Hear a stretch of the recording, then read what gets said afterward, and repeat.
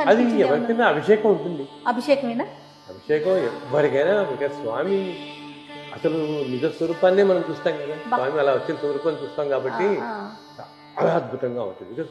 9 feet అంటే అసలు మనకి అందుకనే చెప్పాను కదా, అభిషేకం అప్పుడు మీరు ఎప్పుడైనా ఫోటోల్లో చూడండి, అభిషేకం చేసే అర్చకుడు స్టూల్ వేసుకుని దాని మీద నుంచొని చేస్తాడు అండ్ ఇలా వస్తు చుట్టేసుకుంటాడు. ఎందుకంటే వీళ్ళ ఉచ్ఛ్వాస నిశ్వాసాలు స్వామికి తగలకూడదు అని.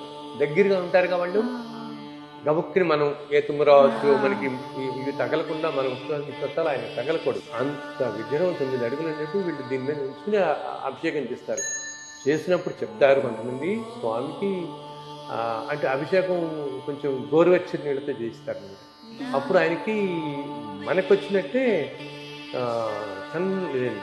చెమట పడుతుంది స్నానం చేయించగానే, ఆ చెమటని అద్దుతారు వీళ్ళు. అండ్ ఇంకా